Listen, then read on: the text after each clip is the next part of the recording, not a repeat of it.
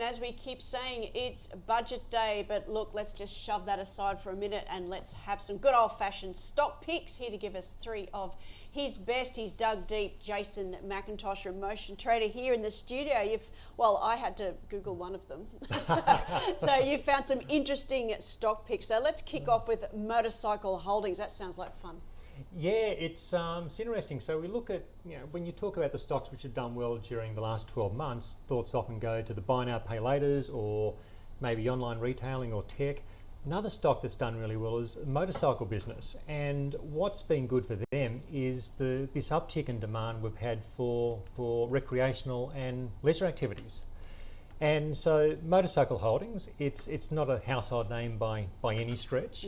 But look, it's just typical of the sort of opportunities that go outside the top 200.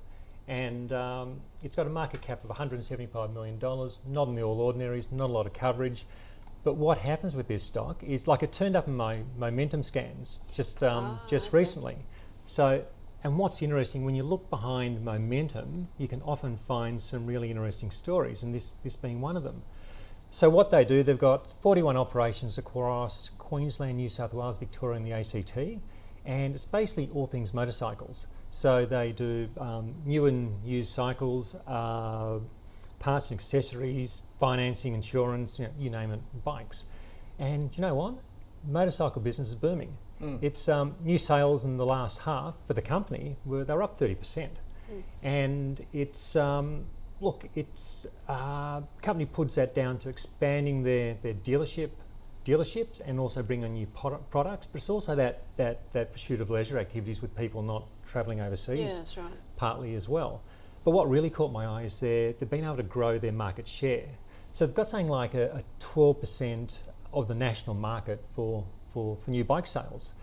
And so look, it's the company's been doing really well on how they've been able to grow the business. And I think what that really says to me with this growth in their market share is management has a strategy not just for selling a bike today, but for growing the business tomorrow, which is a great thing.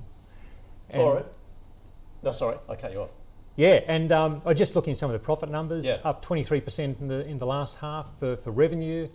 Net profit after tax it's up 250%, $17 million. So they're kicking some really good goals. It's they paid a 10-cent dividend, which don't know what they're going to do in the second half as yet, but potentially yielding north of 5%. So there's an income play, there's a growth story. It's one of those companies, strong balance sheet. They paid off $50 million worth of debt, $7 million in the bank, and some of the board have recently been buying stock in the company. So ticks a number of boxes. Fundamental story, momentum story.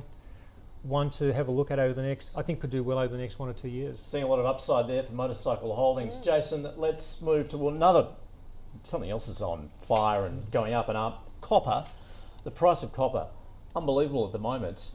So to take advantage of that, you're looking at Sandfire Resources. It is a copper producer. What is it about this company that you're liking at the moment? So it's a mid-tier copper play, $1.2 billion market cap. And so they've got a mine in WA. It's a low cost, high margin mine.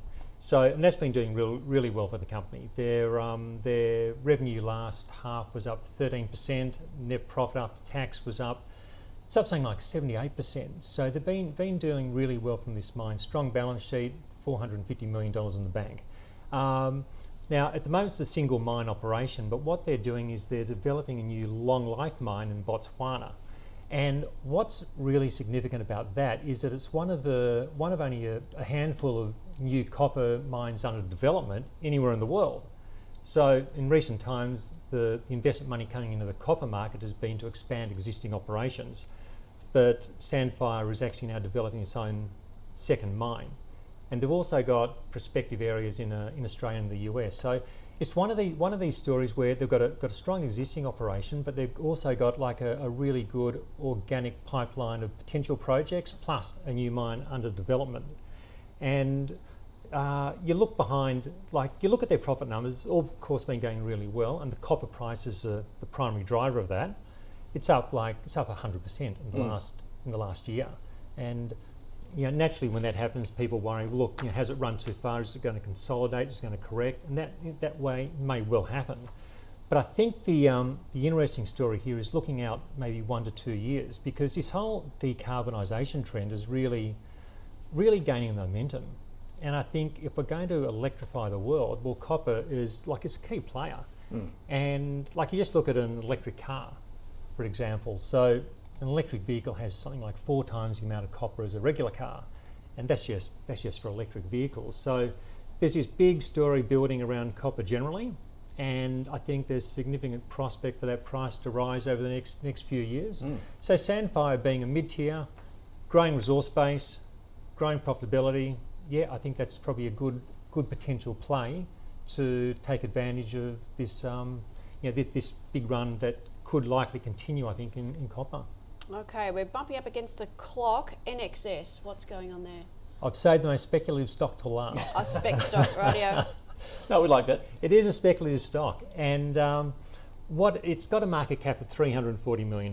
Not on the All Ordinaries. Again, it's one of those ones I've found through momentum. It turned up in my scans a month ago, and it's and this is the thing with momentum. It can uncover some really interesting ideas.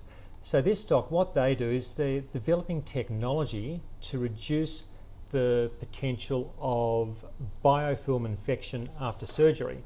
So a biofilm is a microorganism like bacteria, and it's a major cause of infections during and after surgery. So you've got 3 products. They've got 3 products in the US market.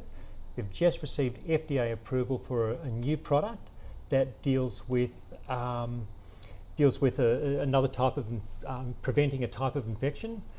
And look, the company says it's a really big market. They say it's a $15 billion global market. So if they're successful in fully commercializing these products, it's one of these blue sky stories. You don't know. It may fizzle, but it could also be a spectacular success. So that's why it's speculative. You need to manage risk with it, but it's got a strong story behind it if they can get it into really roll it out. It's not a clinical trial business. They've treated 150,000 people over the last 3 years, so they've got a foothold. Now it's about continuing to develop it. On the financials, its revenues were down last year due to electric surgeries being put off, basically. Yeah. And but you look at the trend prior to that, revenues had been building. They're running at a loss still. It's a smaller loss than previously, but it's $12 million loss. So as I say, it's speculative. It's not without risk. But you got a good story behind it, and management have a significant stake in the business, which is, you want management to believe the story. It looks like they do. So speculation. All right, Jason, Fabulous. Good one. That's 3 to consider: Motorcycle Holdings, Sandfire Resources, and Next Science. Jason, thanks for joining us from Motion Always Trader. a pleasure. Thanks. Thank you. See you next